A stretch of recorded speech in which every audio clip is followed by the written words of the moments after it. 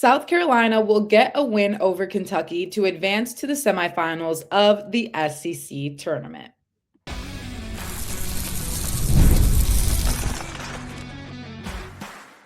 You are Locked On Women's Basketball, your daily podcast on women's basketball. Part of the Locked On Podcast Network, your team every day. Welcome. You are Locked On Women's Basketball, your team every day. My name is Clea Butler, the sideline reporter for the Chicago Sky, and thanks for being an everydayer and making the Locked On Podcast Network the #1 sports podcast network. As always, I am joined with Sophia Jones, the radio analyst for the Golden State Valkyries. Sophia, what should we be on the lookout for today? Don't be surprised if we see some upsets in today's quarterfinals. Thank you, Sophia. We love the upsets. We've talked about them all season long. Before we get into our rundown for today, today's episode is brought to you by FanDuel.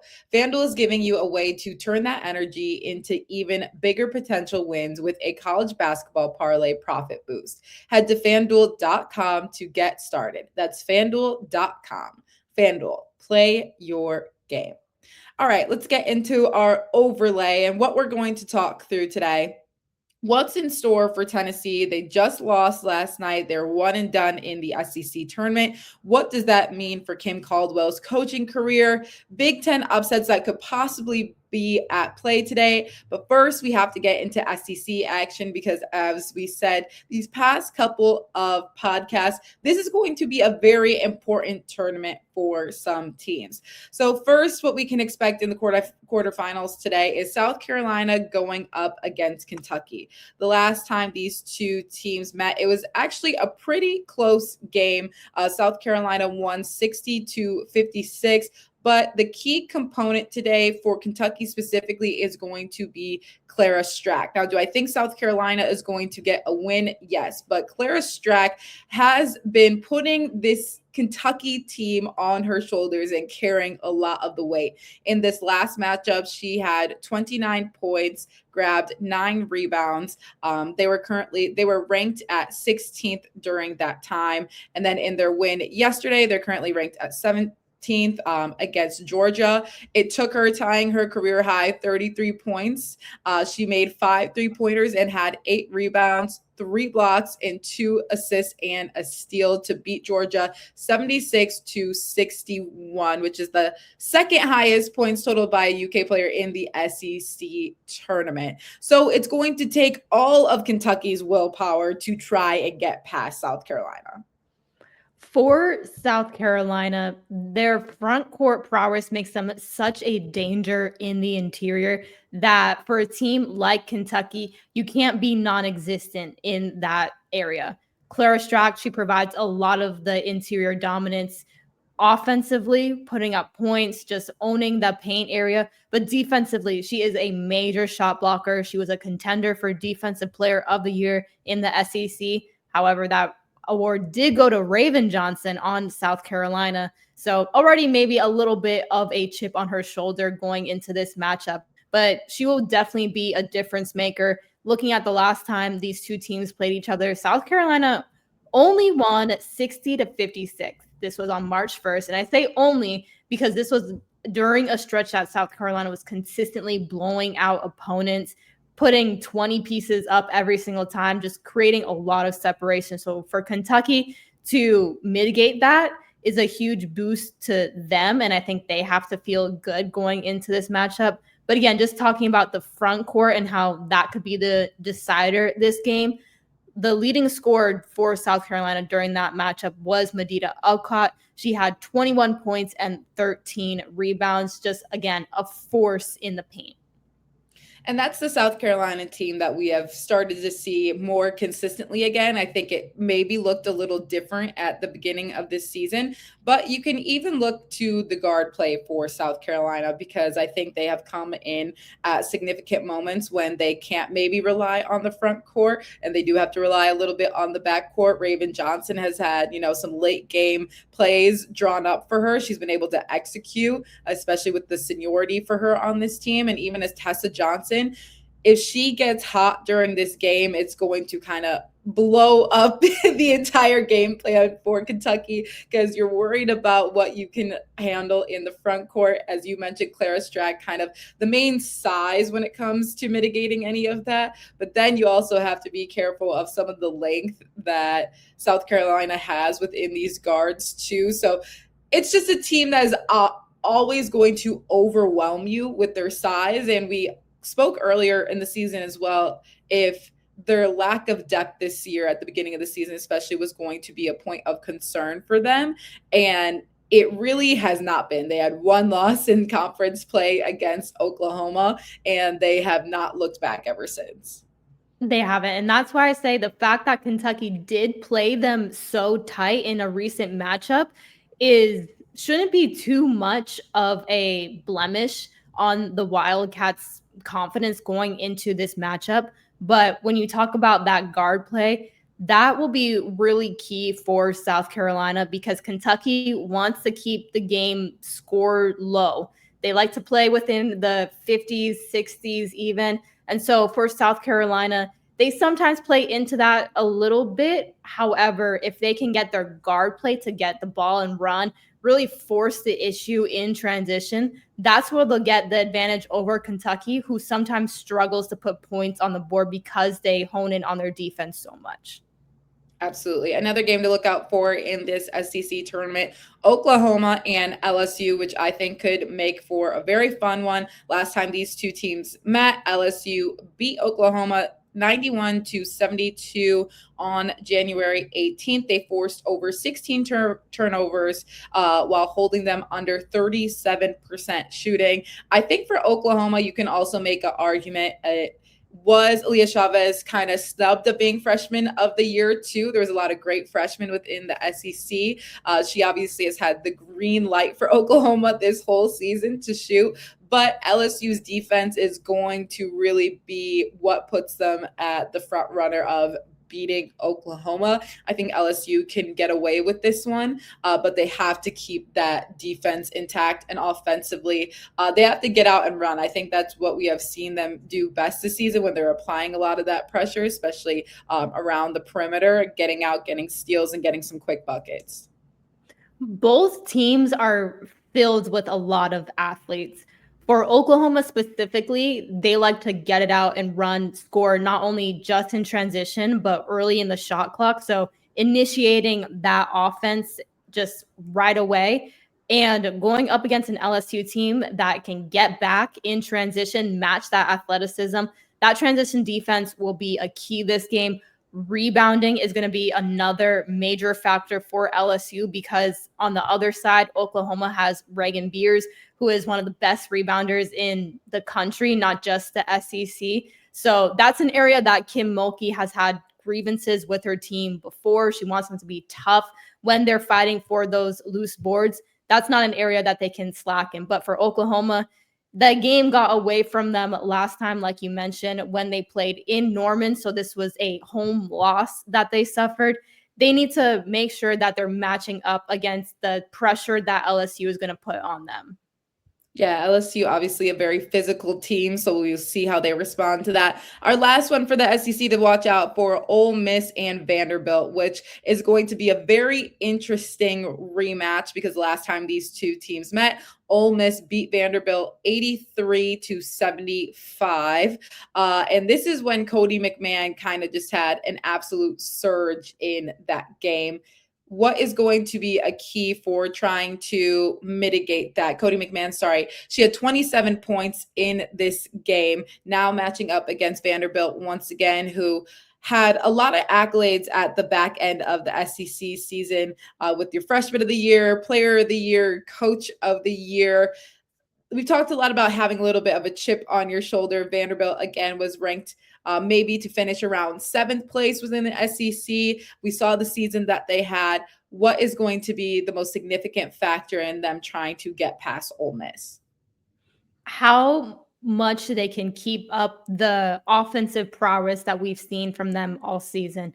They're a very fast-paced team. They love to shoot a lot of threes, so they rely on that perimeter game. But when your team is mostly being led offensively by sophomore Michaela Blakes and freshman Aubrey Galvin, who both came away with those postseason award hardwares, you want to make sure that they're continuing that same momentum into these playoffs now. Because again, this situation more so for Aubrey Galvin, the freshman, she hasn't been there before, and going up against a player like Cody McMahon, where she is in her senior year, so she's done after this. This is when players start to get a little bit desperate, and all of that comes out on the court. They'll have to mitigate the physicality that Ole Miss is going to come at them with 100%. That's exactly what I was going to say. Having to go up against Cody McMahon as a senior at her height and her strength and what she's going to try and put out there today, Vanderbilt's going to have to be careful with their young core. But we'll see what that one looks like. But stay with us because Washington might have got past one LA team, but I don't think they're going to get past another.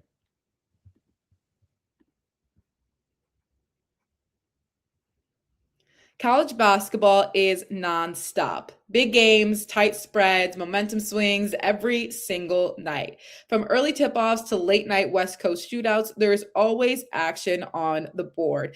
And we really understand that here at Locked On Women's Basketball because we come to you every day with all the updates in NCAA women's basketball and more. So we understand just how serious college basketball can get.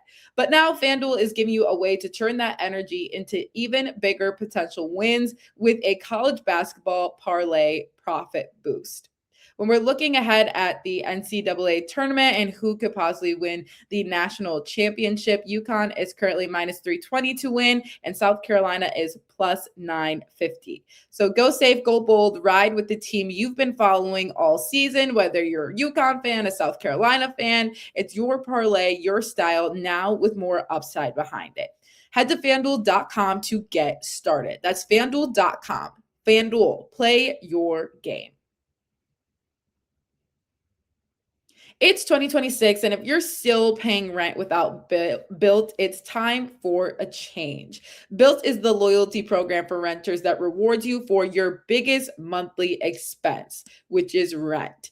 With Built, every rent payment earns you points that can be used towards flights, hotels, Lyft rides, Amazon.com purchases, and just so much more. And this past February, Built members actually started to earn points on mortgage payments for the very first time.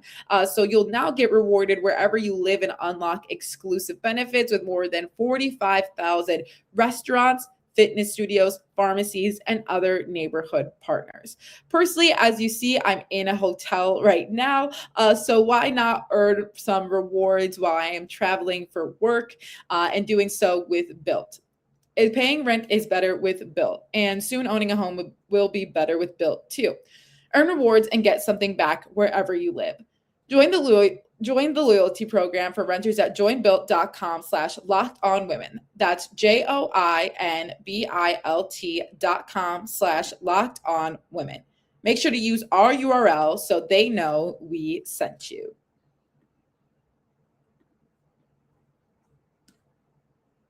As I said, I think Washington got past one LA team. I don't know if they will get past another. Washington defeats USC within their first round of games. They will now have to go on to play UCLA.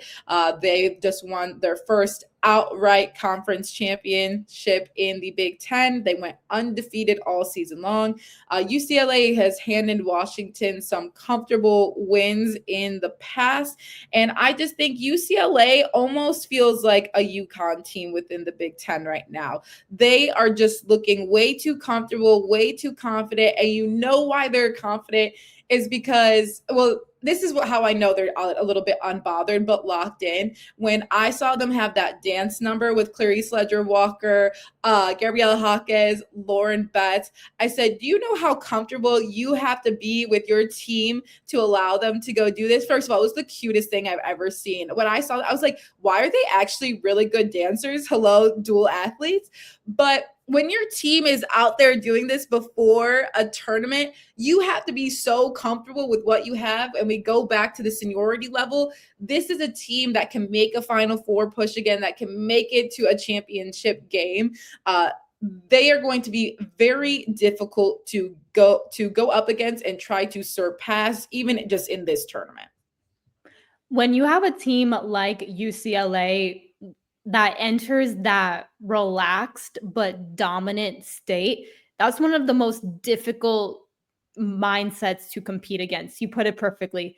They're over here doing dances with the cheer team. Corey Close is on the floor with her camera out trying to get all the good angles. So you can tell that they're definitely a close-knit group, but at the end of the day, they're still going and crushing these other Big Ten opponents. Haven't faced too much competition throughout the course of league play. The closest team came was Michigan, but for this matchup, UCLA beat Washington 82-67 on February 19th. So another comfortable win for the Bruins. But again, when you get into some of this postseason play, the regular season is almost rendered obsolete. So still have to be careful, but I don't see UCLA coming out of that relaxed but dominant state. I think you just want to sprinkle in enough of desperation because there's such a large senior class. This is their last chance to get a national championship. A healthy level of desperation. Absolutely. I think that's what's going to separate this UCLA team. But for Washington, it's going to be hard. UCLA is just another one of those teams where if they're not beating you on the inside, they're beating you on the outside. They are just one of the most well-rounded teams within college basketball right now, especially when you have Lauren Betts at the center of it all, who is just putting up outstanding numbers all season long. Really gave them a run for their money in their last time they met. She's going to carry that into this game as well, wanting to maintain that dominance. And again, that slight level of desperation that they're going to be playing with, of wanting to have a conference title, not only just outright for the regular season, but the post game, wanting to make that NCAA push. They have reached a flow state of knowing they are good, understanding how powerful they can be as a unit, and wanting to get a dub no matter what.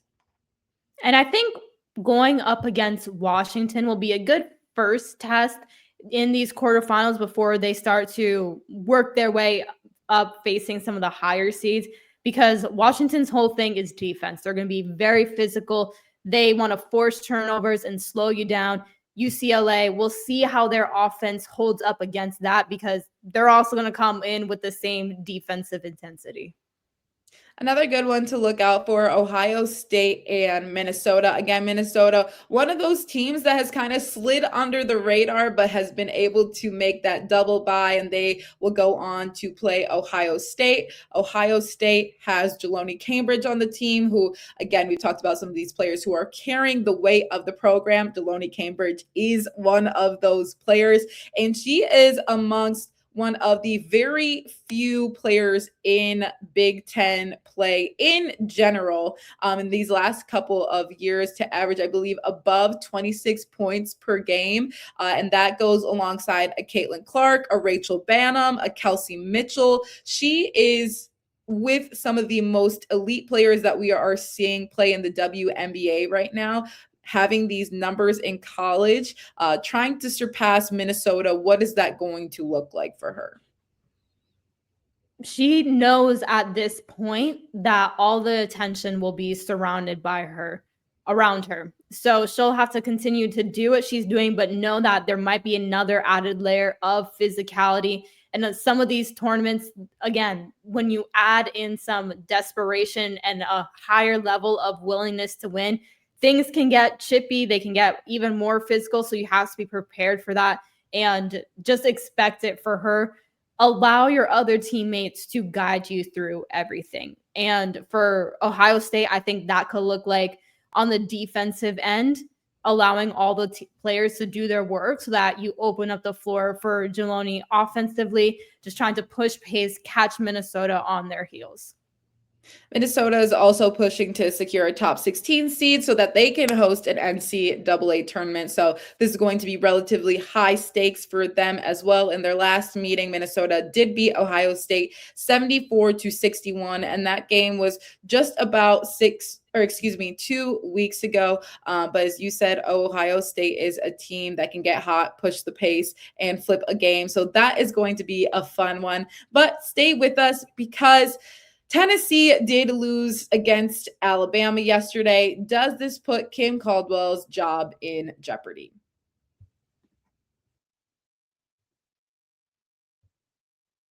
Welcome to the 5-Hour Energy Flavor Draft. With 18 different flavors to choose from, including new options like Confetti Craze, Fruity Rainbow, or Cotton Candy, there's something for everyone. The board is set, the flavors are ready, and I've got my number one pick for the 5-Hour Energy Flavor Draft because in the time of March Madness, we all love to do a little bit of fantasy and making some predictions, if you will. My number one pick is going to have to be berry. It's a big, bold berry flavor, slightly sweet and very fruity. It's kind of a classic mixed berry that you're used to tasting with notes of raspberry and blackberry. And it's a smooth sweetness without being overly sugary. I feel like even though I'm only 23, turning 24 in a couple days, I'm at that age where some things just taste too sweet. And you know what? The berry balances it out with some tardiness. However, my sleeper pick is going to have to be strawberry watermelon. I love a strawberry watermelon combination. It's sweet and tart, a candy-like flavor. So who doesn't like a little bit of candy every once in a while? And it's just the ultimate flavor duel. Some flavors are just made to go together, and strawberry and watermelon add to that list of delicious pairings. 5-Hour Energy shots give you the boost with 0 sugar. That's a huge part. The sun's starting to shine a little bit more, so thinking about that summer body and 0 sugar definitely helps. So find your new favorite flavor of 5-Hour Energy shots, available online at 5hourenergy.com or Amazon.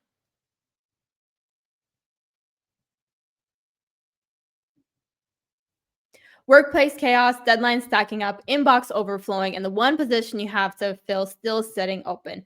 When the pressure's on and you need the right hire, this is a job for sponsored jobs. Indeed, sponsored jobs helps you reach the people who actually fit what you're looking for. Skills, experience, location, so you're not just hoping the right candidate stumbles across your post.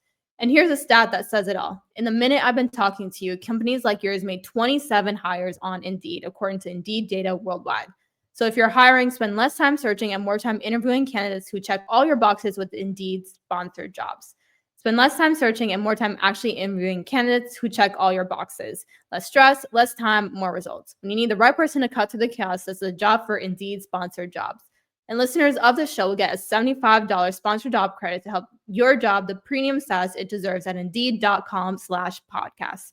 Just go to Indeed.com/podcast right now and support our show by saying you heard about Indeed on this podcast. Indeed.com/podcast. Terms and conditions apply. Need to hire. This is a job for Indeed sponsored jobs.